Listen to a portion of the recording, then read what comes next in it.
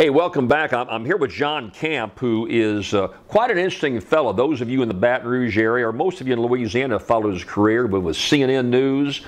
He did local television in a number of markets. Written this great book, Odyssey of a Derelict Gunslinger, about his interesting experiences. And one guy you knew pretty well that is so well known in Louisiana was Reverend Jimmy Swaggert. And of course, my being from Faraday, I did some legal work for the Swaggert family and Reverend Swaggert back many years ago.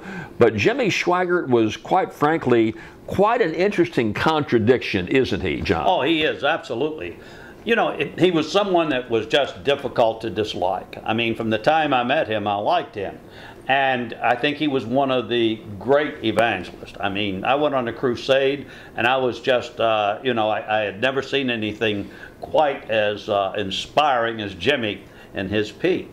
And when he was caught with a hooker down in New Orleans, Nightline called me and told me about that. I've been given credit for breaking that story. Actually, it was another minister who, his son caught him. But when Nightline called me and said, Jimmy Swaggert has been caught with a hooker, I said, what's the punchline here? I thought they were joking, because I had talked with people very close to him and said that would never happen. We shared something. We both are addicts. I was an alcohol addict. Jimmy's a sex addict. And it was a tragedy. I mean, a tragedy of Shakespearean proportions that he fell from grace as he did, because I think he brought a lot of people spiritually to God, and he offered a great deal of spiritual sustenance. Oh, my father wrote him a check every week of his life and never missed a Sunday morning service.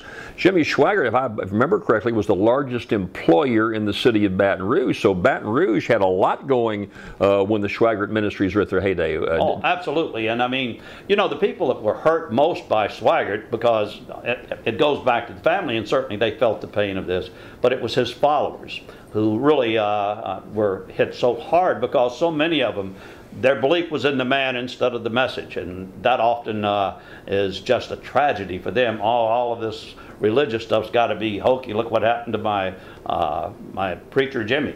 And that was sad. No doubt about it. So, well, you've written at length about it in the book. And again, I want to tell our viewers, Odyssey of a Derelict Gunslinger by John Camp. And John, we're glad you're back in Baton Rouge. Let me ask you this. And by the way, if you want to get this book, there's a link on this website, on my website. And if you're watching this on one of the Clear Channel websites, you go to Amazon.com and put in Odyssey of a Derelict Gunslinger, John B. Camp. You can order the book there, too. You got another book in the making, John, or not?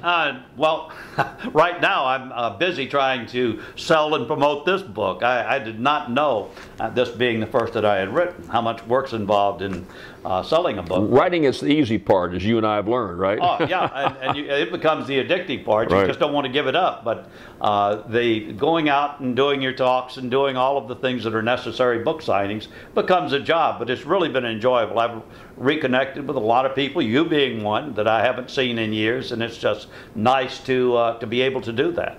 And if you want John to come to your local group and talk about his experiences in the Louisiana political world or anywhere, you can go again to my website, go to his site, and there'll be an email address. You can run that down. John Camp, thanks for being with us today. Hopefully talk to you again soon. Well,